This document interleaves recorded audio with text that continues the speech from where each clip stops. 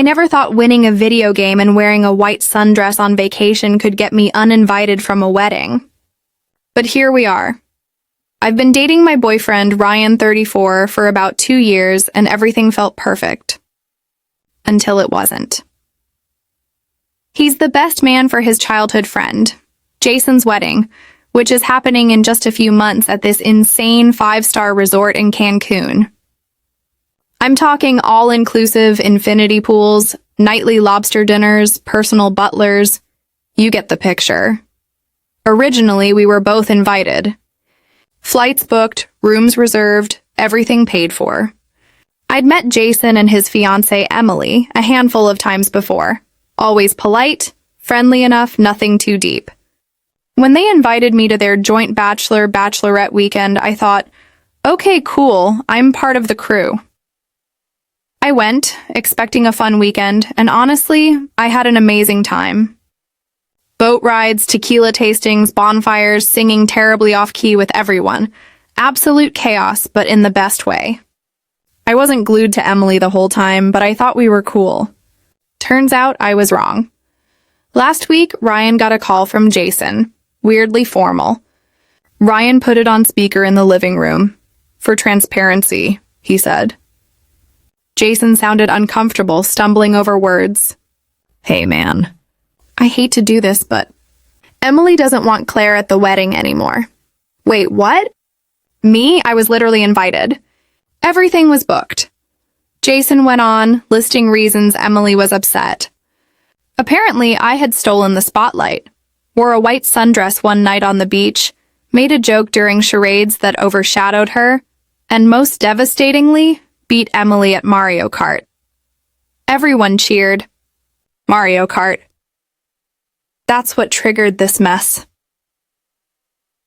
Ryan and I just sat there in stunned silence. I thought he was joking.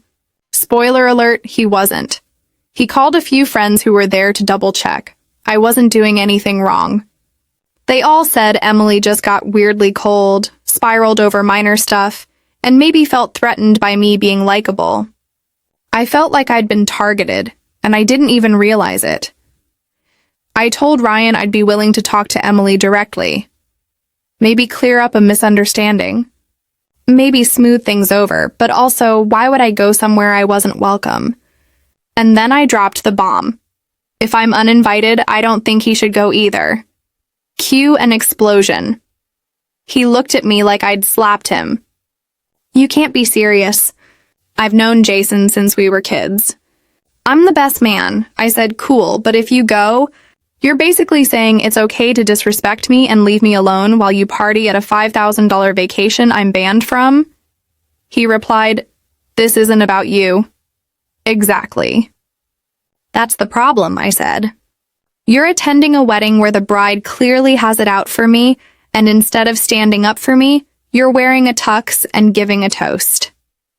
He went silent. We didn't talk for hours.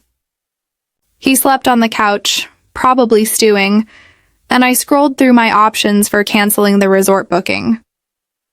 I felt a mix of anger, disbelief, and hurt. How could someone I trusted so much just ignore what was happening to me? Later, he tried to explain. Look, I get why you're upset, but can you not make this about you? I blinked. Bro, I'm literally the only one who got uninvited. How is this not about me? He sighed. It's Jason's wedding. I've been planning stuff with him for over a year. I can't just back out because Emily's upset. Emotional? Sure, but so was I. I finally realized it wasn't just about the wedding. It was about principle, loyalty, respect, and Ryan was failing on all counts. The next day, I tried to focus on normal life. I went to work, grabbed coffee with a friend, and even started tidying up my apartment. Anything to distract myself from the whirlwind of wedding drama. But it was impossible. Every time I thought about Ryan slipping on that tux while I was banned, a knot formed in my stomach. How could he just pretend like everything was fine? I reached out to Jason one more time, hoping maybe he could mediate. Surprisingly, he was sympathetic. Claire, Emily's reaction is a bit over the top, he said. I don't get it either. She's always been competitive, but this is extreme. If she's treating you like this over Mario Kart, I don't know what to tell you. That stung, but it also felt validating. I wasn't crazy. I wasn't overreacting. Yet validation didn't solve the problem. Ryan? He was still on his couch, scrolling through his phone, clearly trying to act nonchalant, but I could see the tension in his jaw. He wouldn't meet my eyes. Then came the texts from other groomsmen. One in particular, Tyler, had a lot to say. Emily's been territorial with other girls before. She doesn't like anyone sharing attention with her. You weren't doing anything wrong, Claire. She's toxic in these situations. Another friend texted, honestly, she freaked when people laughed at your jokes. She's controlling, not you. The messages piled up like a storm of confirmation, yet I felt more alone than ever. Alone, but not defeated. I realized something vital. Ryan wasn't standing up for me. Not even a little, and that hurt more than Emily's weird obsession. Finally, I confronted him again. I wanted clarity. A conversation where he didn't dodge or make excuses. Ryan, I said, my voice trembling but firm, I don't care if you're the best man. I don't care if Jason begged you to go. If you walk into that wedding without me, it shows where your priorities really lie. He froze. Claire, it's not that simple. Then make it simple, I snapped. Do you have my back or don't you? Silence. He couldn't answer. And in that silence, I saw it clearly. He was choosing the wedding, the image, the tradition over me. A week later, things escalated in the weirdest way. Ryan went out with Jason and a couple of the groomsmen to a mini bachelor hangout. I wasn't invited, of course. And because of modern technology and sheer bad luck, I got an accidental voicemail. He'd butt-dialed me while drunk. I listened, frozen. Ryan was talking, slurring slightly, roasting me with his friends. She's too much sometimes, he said. Like, I can't even go to Jason's wedding without it turning into a soap opera. She's an alpha. Alpha something. Total disaster. I replayed it 5 times, each one like a punch to the gut. The man I trusted, the man who called himself my boyfriend, was laughing about me behind my back. All the principled words, the claims about loyalty, they evaporated in an instant. When he got home, I confronted him. Do you know what I just heard? He froze, guilty as hell. Some of it? Some. I heard all of it, Ryan, every word. And do you know what it proves? What? That you've never had my back, not once. You're more worried about appearances than loyalty. And I deserve better than that, he tried to explain. I was drunk. I didn't mean it. I cut him off. Drunk or not, it's who you are when your guard is down. And I see it now. I don't need this, Ryan. I don't need someone who values a wedding over me. At that moment, I realized I wasn't just fighting for a vacation or a slighted invite. I was fighting for respect. And he had failed. Completely. So I handed him the mini Mario Kart plush I'd bought as a joke, the one he'd teased me about winning, and I said, take this with you. Maybe next time you'll win at loyalty too. He didn't argue. He packed a bag, texted that we needed space, and left. And just like that, I was free. After Ryan left, the apartment felt empty but not lonely. There was relief in the silence, a strange kind of freedom. I spent that first morning lounging in sweatpants, hair still tangled from sleep, eating Honey Nut Cheerios straight from the box. For the first time in weeks, I didn't feel the tension of someone else's drama weighing on me. But the wedding saga wasn't over. I started seeing snippets on social media. Emily's bachelorette party in Miami. A rooftop Airbnb, pink decorations everywhere, glitter, sashes, the works. Naturally, I wasn't invited, but thanks to mutual friends, I caught glimpses. Apparently, Emily had recruited her entire bride tribe to ensure I wasn't even a blip on their radar. Classic. Meanwhile, Ryan was out again with Jason and the groomsmen. I didn't expect him to reach out, and he didn't. That silence spoke louder than words. I realized that I had spent months worrying about whether I was wrong to ask him not to go. Meanwhile, he hadn't worried about whether I was being disrespected at all. Then came the voicemail. Well, actually, another one. Ryan had butt-dialed me again while leaving a message. And this time, it was worse. I could hear him drunk, laughing with Jason and another groomsman, Tyler. He called me too much again, whining about how I made everything complicated. They joked about my alpha energy and how I supposedly overshadowed Emily. Every word made my stomach churn. I played it over and over, each time feeling my disbelief turn into anger and then into clarity. Ryan was never the partner I thought he was. He was someone who valued his friends' opinions over mine, someone who laughed at my expense. The next morning, I made a decision. He wanted to show up at the wedding, act like nothing happened, and pretend everything was fine. Not my problem. I texted him, "If you think attending Jason and Emily's wedding without addressing what they did to me shows loyalty, think again." I deserve better. No response, of course. And that silence was perfect. It gave me room to breathe, to process, to remind myself of my worth. 2 days later, Jason messaged me directly. Long, sincere message. He apologized for everything, admitted he should have spoken up sooner, and said he realized that Emily's fixation on me was unhealthy and unreasonable. He even said something that made my chest tighten with relief. "You were never the problem. I hope you know that." It was validation I didn't need but wanted anyway. It reminded me that sometimes people reveal their true colors in the most dramatic ways, and sometimes you win the moral victory without ever leaving your couch. Meanwhile, I started reclaiming my life. I cleaned my apartment top to bottom, went running, treated myself to small luxuries.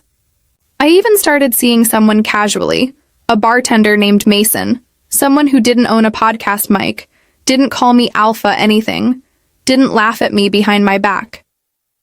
Simple, uncomplicated, real. And then, almost like a punchline to the whole ridiculous saga, Ryan showed up at my door 2 weeks later.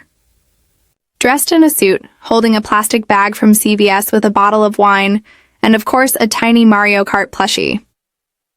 He tried the classic romantic comedy line, "I know I'm the last person you want to see, but can I just talk?"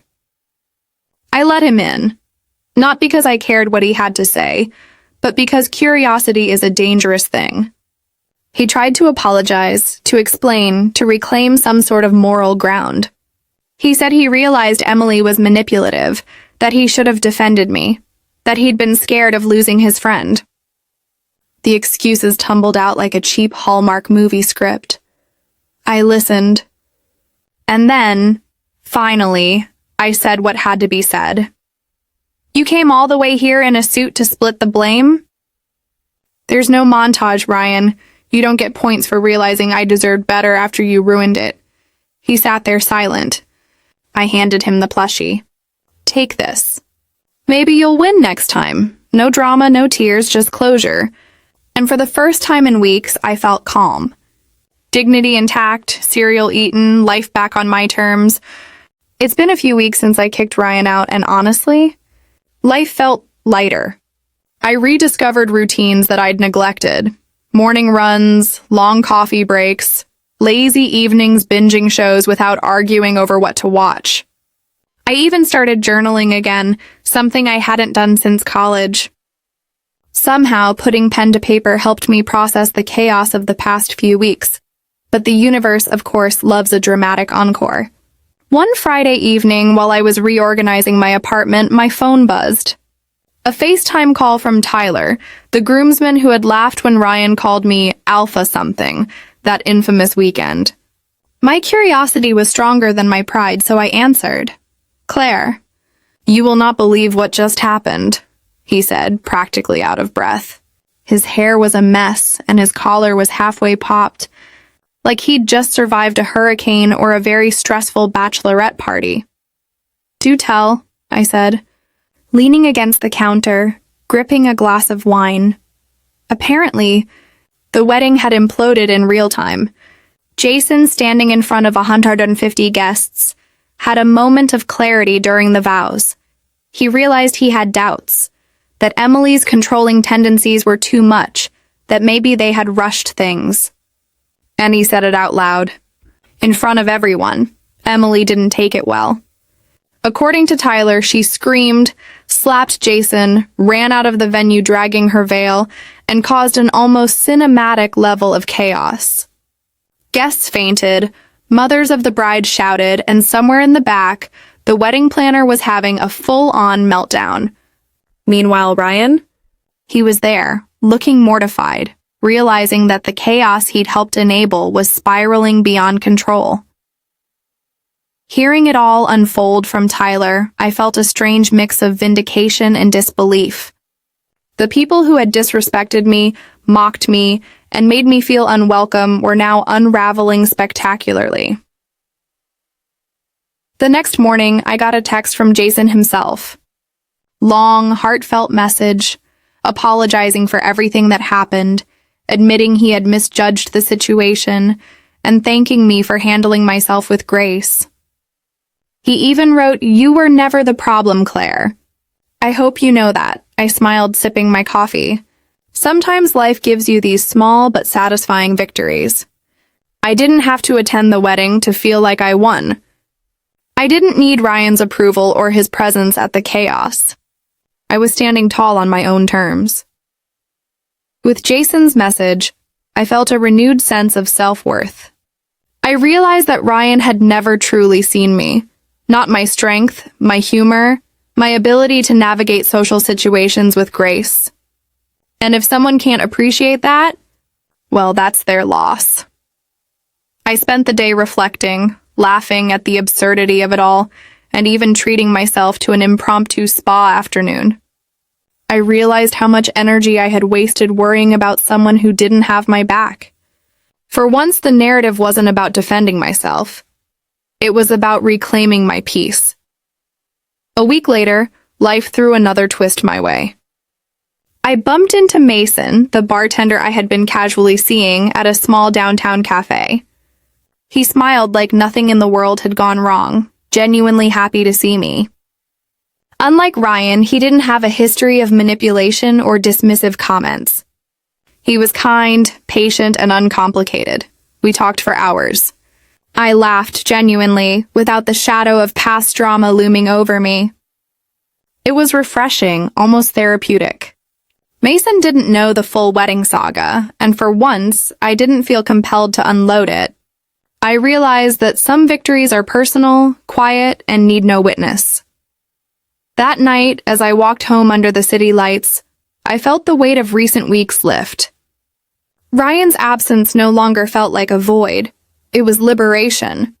Emily's meltdown and Jason's apology became a story I could tell with humor, not hurt. And most importantly, I knew my boundaries, my self-respect, and my worth were intact. And then, in true reality TV fashion, Ryan showed up again. Late at night, knock at the door. Suit, plastic bag from CVS, tiny Mario Kart plushie, the works. He tried the classic romantic comedy apology. "I know I'm the last person you want to see, but can we talk?" I let him in, but not because I wanted reconciliation. I let him in because, after months of chaos, I was curious how he'd spin this one. He spilled everything.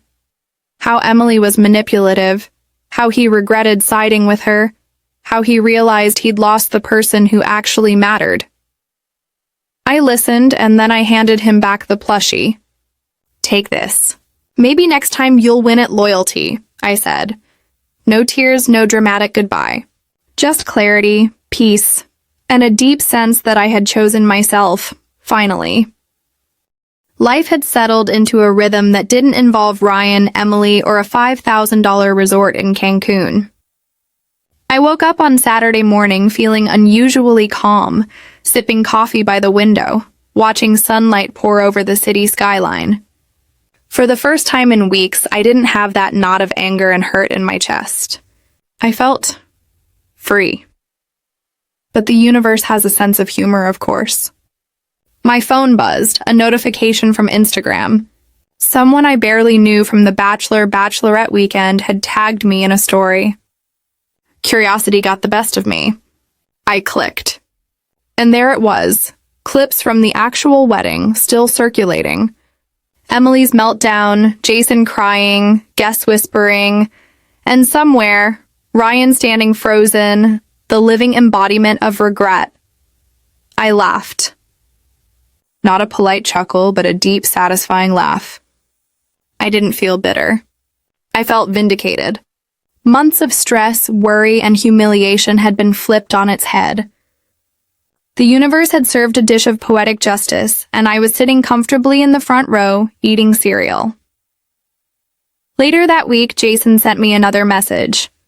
Longer this time. He confessed that the wedding fiasco made him rethink a lot.